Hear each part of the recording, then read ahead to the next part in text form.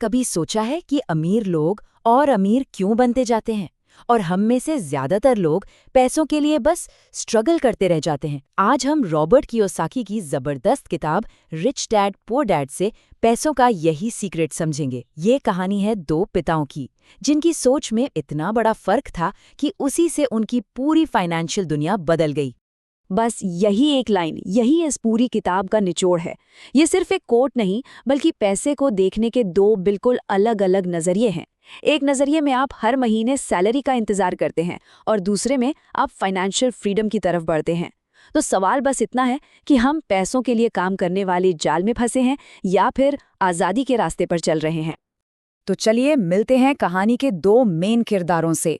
एक तरफ है पुअर डैड, जो कियोसाकी के अपने पिता थे, बहुत पढ़े लिखे एक सरकारी ऑफिसर जिनके लिए अच्छी डिग्री और सेफ जॉब ही सब कुछ था।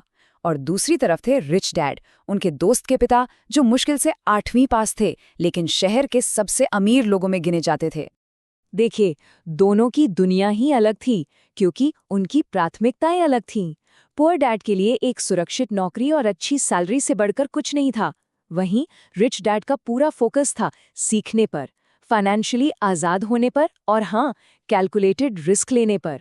एक हमेशा अपने महीने की कमाई और खर्चों का हिसाब, मतलब इनकम स्टेटमेंट देखता था, तो दूसरा अपनी संपत्ति यानी एसेट कॉलम बनाने पर लगा रहता था।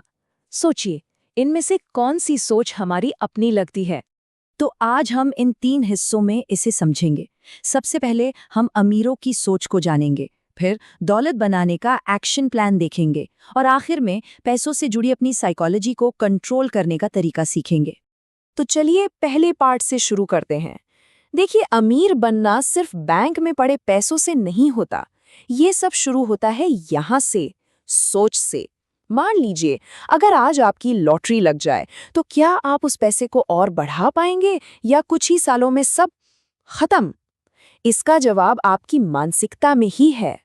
ये सुनने में थोड़ा अजीब लगता है ना, लेकिन ये एक कड़वा सच है।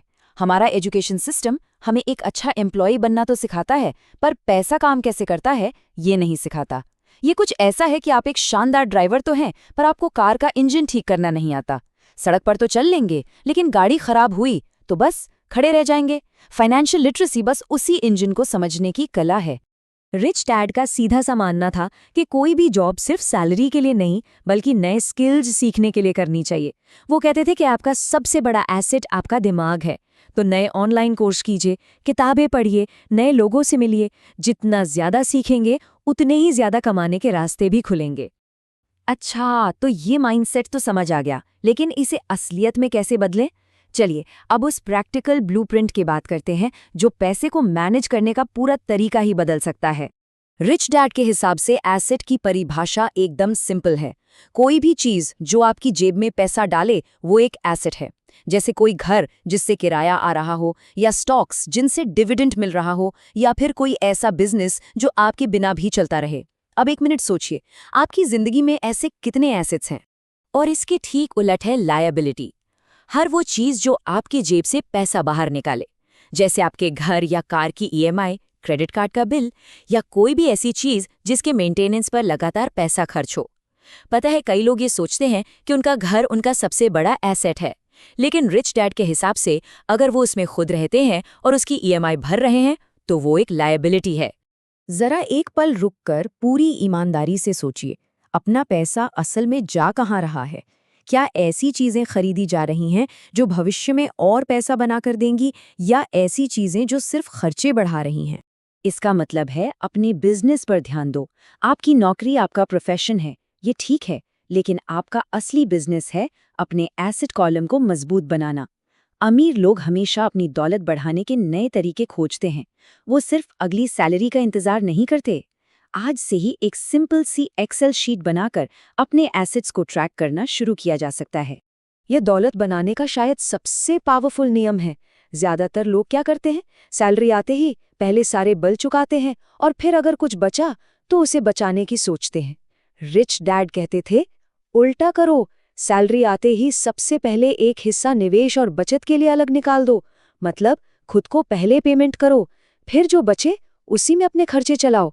यकीन मानिए, ये एक आदत लंबे समय में कंपाउंडिंग की ताकत से आपको हैरान कर देगी। चलिए अब आते हैं आखिरी और शायद सबसे जरूरी हिस्से पर। पैसों का खेल सिर्फ नंबरों का नहीं है, ये हमारी भावनाओं, हमारे डर और हमारी आदतों का भी है।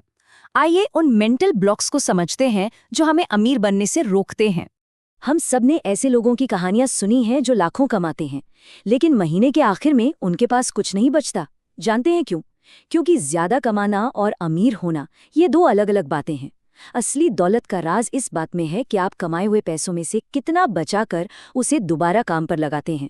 बिना डिसिप्लिन के ज्यादा सैलरी भी आपको सिर्फ एक महंगा लाइफस्टाइल दे सकती है, फाइनेंशियल आजादी नहीं। पैसा खोने का डर, ये शायद सबसे बड़ी मानसिक रुकावट है। लेकिन सच तो ये है कि हर सफल इन्वेस्टर ने कभी ना कभी पैसा खोया है। थॉमस एडिसन बल्ब बनाने से पहले 1000 बार फेल हुए थे। रिच डैड यही सिखाते हैं कि हर असफलता एक सबक है। जो डर कर मैदान छोड़ देते हैं वो कभी नहीं जीतते। जीतने वाले अपनी गलतियों से सीखते हैं और पहले से ज्यादा मजबूत होकर वापस आते हैं। निवेश और जुए में जमीन आसमान का फर्क है। जब आप रिसर्च करके, समझकर और एक प्लान के साथ पैसा लगाते हैं तो वो निवेश है। लेकिन जब आप बिना सोचे समझे सिर्फ किसी की टिप पर या रातों रात अमीर बनने की उम्मीद में पैसा लगा देते हैं तो वो जुआ है। अमीर लोग जुआ नहीं खेलते, वो कैलकुलेटेड रिस्क लेते हैं। तो ये हैं वो 6 पावरफुल सबक जो किसी की भी फाइनेंशियल जिंदगी बदल सकते हैं। लेकिन सिर्फ जानना काफी नहीं है। असली चुनौती ये है कि आज ही इनमें से कोई एक सिद्धांत चुनें और उसे अगले हफ्ते अपनी जिंदगी में लागू करना शुरू करें, चाहे वो खुद को पहले पेमेंट करना हो या कोई नई स्किल सीखना। और आखिर में मैं बस इसी एक सवाल के साथ आपको छोड़ना चाहता हूँ। क्या आपका पैसा आपके लिए उतनी मेहनत कर रहा है जितनी मेहनत आप उसके लिए कर रहे हैं? इस सवाल का जवाब वही आपकी फाइनेंशियल आज़ादी की यात्रा की शुरुआत है।